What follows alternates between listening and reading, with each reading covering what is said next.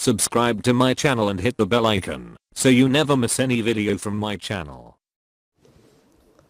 ہم مولا امیر المومنین کے چاہنے والے، کس امیر المومنین کے چاہنے والے؟ اللہ اکبر۔ کچھ جملات مولا نے ایسے ارشاد فرمائے اپنے مصائب کے، کائنات تک لوگ روتے رہیں گے، روتے رہیں گے۔ امیر المومنین کی شان ایسی شان ہے، کائنات تک ان کی فضیلت بیان ہوتی رہیں گی، لوگ خوش ہوتے رہیں گے، اور جب تک یہ کائنات ہے امیر المومنین کے مصائب کو بیان کرتے رہیں گے اور روتے رہیں گے۔ اتنی گہرائی ہے مصائب کے اندر، کس حصے کو بیان کرے انسان؟ عزیزان محترم، شب ضربت ہے، چند جملے ضربت کے مصائب سے بھی عرض کروں گا، لیکن مولا امیر المومنین کی ضربت سے بڑھ کر جو مصیبت تھی وہ مولا امیر المومنین نے ایک جملے کے اندر بیان کی۔ بڑے عجیب معاملہ تھا، جب ایک موقع کے اوپر بیان کرتے ہیں کہ مولا بی بی سیدہ طاہرہ سلام اللہ علیہا کے پاس آئے اور کہا سیدہ میں لوگوں کو سلام کرتا ہوں، لوگ میرا جواب نہیں دیتے۔ جس نے پوری زندگی اسلام کی خدمت میں گزاری، جس کی شمشیر حق کے لیے چلی، جس نے جوانی سے لے کے بڑھاپے تک اپنی زندگی کے لمحے لمحے کو، اپنے وجود کے ہر حصے کو اس دنیا کی زندگی کے اندر رہتے ہوئے اور اس دنیا کی زندگی کے بعد اپنی اولاد طاہرہ کو اسلام پہ قربان کیا، اور لوگوں کا رویہ یہ تھا کہ علی سلام کرے اور لوگ جواب نہیں دیتے۔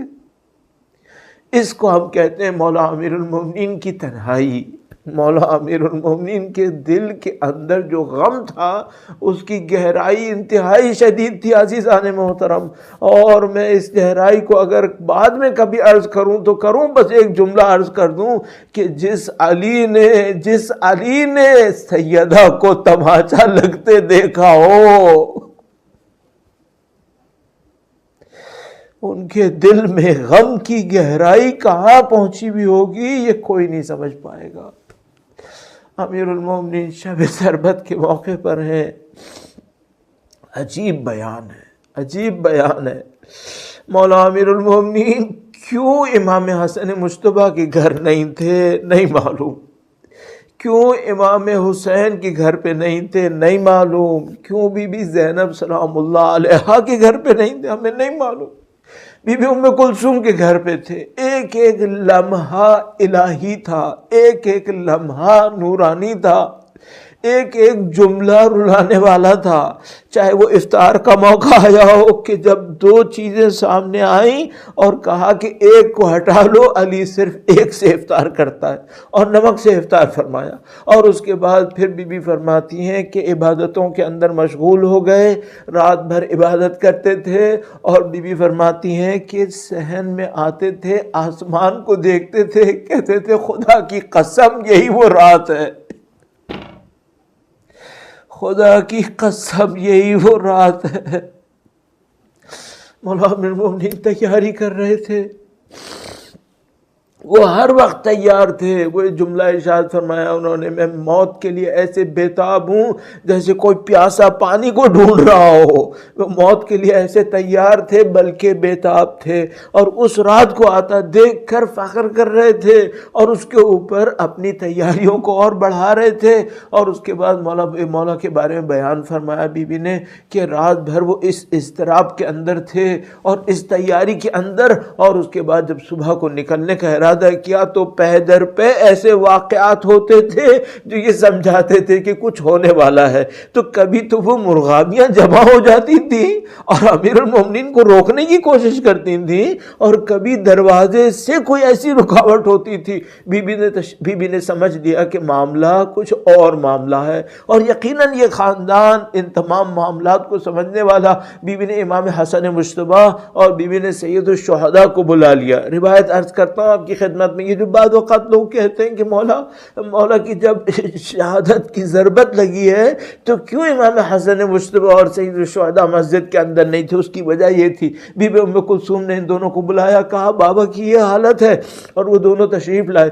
مولا امیر المومنین نے مولا سید الشہداء اور امام مجتبی کو دونوں کو کہا، انہوں نے کہا کہ ہم جائیں گے آپ کی جگہ نماز پڑھانے کے لیے. کہا نہیں، اور پھر ان کو قسم دی کہ جب تک ندا نہ آئے گھر سے باہر مت نکلنا، جب تک ندا نہ آئے گھر سے باہر نہ نکلنا.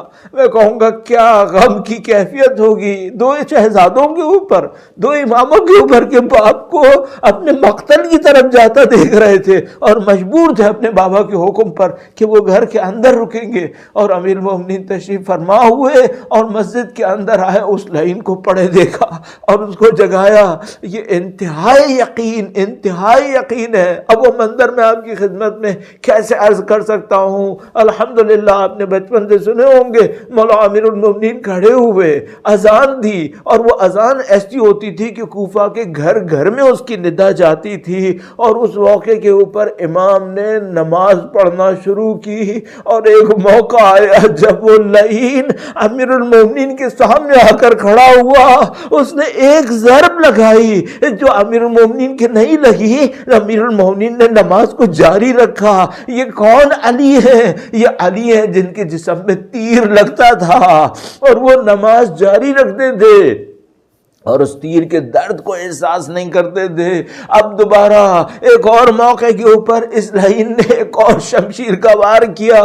یہ شمشیر زہر میں ڈوبی ہوئی تھی اور شدت سے تیز ہوئی بھی تھی. یہ امیر المومنین کے فرق کے اوپر لگی، امام کے سر اقدس کے اوپر لگی، اور بس ایک ندا پوری دنیا میں گونج گئی. دنیا اس لیے کہہ رہا ہوں، ہمیں اہل دنیا نہیں معلوم کائنات میں کہاں کہاں تک گونجی. تحدمت واللہ ارکان الہدا، ہدایت کا ستون منہدم ہوا. اور بس وہ ندا جو پھیلی جو پورے کوفہ سے لوگ مسجد کی طرف آنا شروع ہوئے. اور جب مسجد کے اندر امام تشریف لائے تو مولا کو زخموں کی حالت میں دے گا.